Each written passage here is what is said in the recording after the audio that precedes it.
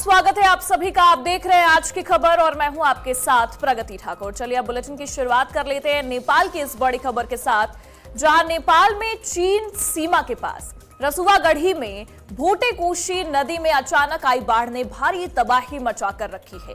नेपाली अखबारों के मुताबिक नेपाल तिब्बत बॉर्डर पर फ्लैश फ्लड में अब तक 168 लोगों की मौत हुई है। इनमें नेपाल में 165 और तिब्बत में 3 लोगों की जान गई है। बाढ़ की इस तबाही के बाद 1100 से ज्यादा लोग अभी भी लापता बताए जा रहे हैं। नेपाल में लापता लोगों में 466 विदेशी और 113 नेपाली नागरिक शामिल हैं। अब ऐसे में आपको बता दें, लापता लोगों में 105 भारतीय और 37 एनआरआई भी बताए जा रहे हैं। चीन की सरकारी वेबसाइट सीसीटीवी के मुताबिक तिब्बत में 550 से ज्यादा लोगों का सुराग नहीं मिला है। खराब मौसम और टूटे रास्तों के बीच राहत बचाव टीमें मलबे में लोगों की तलाश करती नजर आई। तो वहीं नेपाली सेना ने रसुवा के टिमुरे से आज 116 लोगों को सुरक्षित निकाला।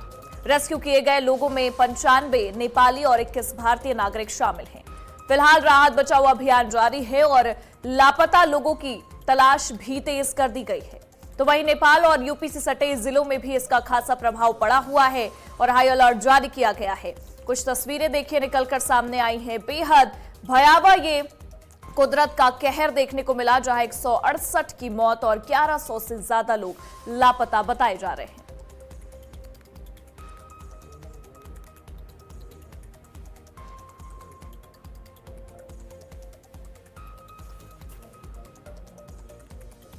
और देखिए, मामले पर जरा जानकारी के लिए हमारे साथ सीनियर जर्नलिस्ट शिशिर शुक्ला जुड़े हुए हैं, उनका हम रुख कर लेते हैं। शिशिर जी, किस तरीके से आप देख पा रहे हैं ये जो भयावह तस्वीरें देखने को मिली हैं? देखिए, सबसे बड़ी चीज है कि इसका असर भारत पर भी पड़ने की संभावनाएं जताई गई, लेकिन नेपाल में 1100 लोग अभी लापता हैं।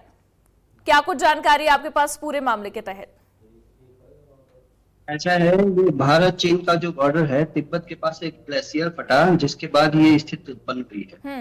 अभी तकरीबन 1500 लोग लापता बताए जा रहे हैं। उसमें सैकड़ों की संख्या में भारतीय भी हैं, लगभग 300 साढ़े 300 भारतीय भी लापता हैं। दूसरी बात, एक ये खबर आ रही कि कोलकाता से एक 32 सदस्यों की टीम गई थी कैलाश मानसरोवर। जो टीम भी बाढ़ में लापता होने की अभी खबर आ रही है, उनकी तलाश जारी है और अभी तक उनका पता नहीं चल पाया है। और जिस तरीके से भारत मदद करने की कोशिशें इस वक्त कर रहा है, और कहीं ना कहीं ये भी देखा गया है कि इमरजेंसी नंबर भी इस वक्त सार्वजनिक कर दिया गया है, क्योंकि भारतीय नागरिक भी वहां पर जो गए हुए थे वो भी लापता नजर आ रहे हैं। भारत भी पूरी मदद करने की कोशिश कर रहा है इस दौरान। तो इसको लेकर क्या कुछ जानकारी आपके पास? क्योंकि देखिए, बहुत स्थिति भयावह है और नेपाल का असर भारत पर भी पड़ने की संभावना है। जी से बात हुई थी, उन्होंने बताया है कि भारत भी पूरी मदद कर रहा है नेपाल की इस वक्त, और काफी कुछ राहत सामग्री भी भेजी गई है और काफी मदद की जा रही है। और जिस तरीके से सारी चीजें हुई हैं, देखिए तिब्बत में ये बाढ़ का जो पूरा प्रभाव था, ये आते आते जब नेपाल तक पूरी स्थिति में पहुंचा तो इतने बड़े तादाद में लोगों की मौत हो जाना, 1100 से ज्यादा लोग लापता बताए जा रहे हैं, जिनमें एनआरआई भी हैं, भारतीय नागरिक भी हैं, कुछ नेपाली नागरिक भी हैं। स्थिति आपको क्या लगता है किस तरीके से संभाली जा रही है वहां पर? कितना समय लग सकता है लोगों को तलाशने में? क्योंकि बहुत ही ज्यादा तस्वीरें जो हम देख पा रहे हैं वो तो खतरनाक है, बहुत भयावह है, लेकिन प्रशासन पूरी तरीके से कोशिश कर रहा है। उसमें तो लगभग महीनों का समय लग सकता है वापस उसी स्थिति में आने का। जो लापता लोग हैं उनकी तलाश को लेकर क्या कुछ जानकारी सामने आई है? उनकी तलाश टीमें कर रही हैं, क्योंकि पानी के साथ में एक कीचड़ जैसा मिट्टी भी उसके साथ में है, इसलिए लोग ढूंढने नहीं मिल रहे हैं। जी, प्रशासन देखिए पूरी तरीके से कोशिशें तो कर रहा है। 21 भारतीय नागरिक भी शामिल हैं। जो इमरजेंसी नंबर इस वक्त जारी किया गया है, उसे लेकर क्या कुछ जानकारी है आपके पास शिशिर जी? इमरजेंसी नंबर दिया गया है जिसपे लोग अपने अपने परिजनों की जानकारी ले सकते हैं। और 1234 लोगों से संपर्क नहीं हो पा रहा है, ऐसा बताया जा रहा है। देखिए, क्योंकि हम भी जिस तरीके से आंकड़े निकलकर सामने आ रहे हैं, हम ये समझ पा रहे हैं कि बहुत ही ज्यादा परेशानियां इस वक्त हो रही हैं वहां पर, क्योंकि जो लोग हैं, हम आम दिनों में भी देखते हैं पर्यटक वहां पहुंचते हैं क्योंकि पर्यटन का क्षेत्र है, और नेपाल जैसी जगह पर भारतीय नागरिकों का भी आवागमन लगातार बना रहता है, पर किसी को नहीं पता था कि ऐसी स्थिति हो सकती है। और भारतीय नागरिक वहां पर जो गए हैं उनको भी वहां पर जाकर परेशानी हुई है, कई भारतीय नागरिक लापता हैं। लेकिन भारत सरकार की तरफ से किस तरीके से एडवाइजरी जारी की गई, क्या कुछ इस वक्त कोशिशें की जा रही हैं, इससे संबंधित कोई जानकारी आपके पास? मुख्य रूप से जो कैलाश मानसरोवर जाने वाले लोग हैं वो जो है प्रभावित हुए हैं, क्योंकि जो लोग कैलाश मानसरोवर गए थे, कई टीमें कैलाश मानसरोवर गई थी, वही लापता हैं। उन्हीं को खोजने के लिए और जो लोग भारतीय पर्यटक थे उनको खोजने के लिए पूरा अमला दमला लगा हुआ है। ये जो बाढ़ आई है, सबसे बड़ी वजह आपको क्या लग रहा है?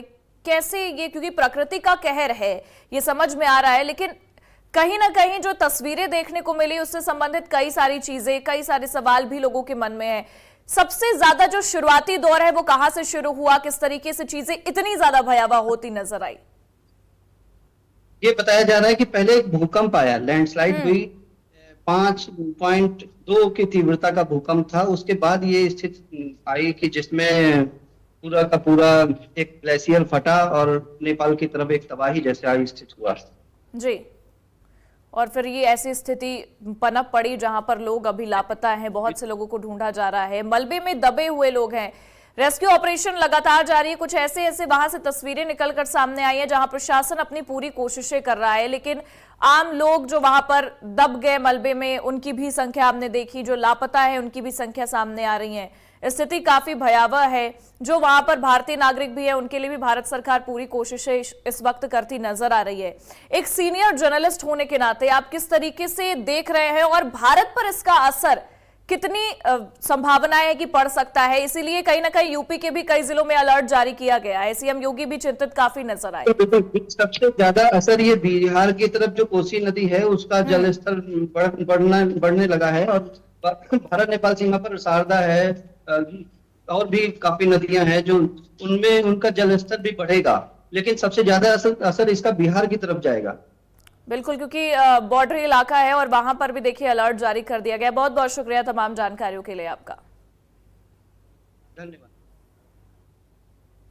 तो देखिए, एक तरीके से कहा जा सकता है कि स्थिति काफी भयावह है और भारत सरकार भी पूरी कोशिशें करती नजर आ रही है, क्योंकि देखिए नेपाल की हालत बद से बदतर इस वक्त हो चुकी है। कुदरत का कहर जो है वो देखने को मिला और पल भर में सब कुछ तहस नहस हो गया।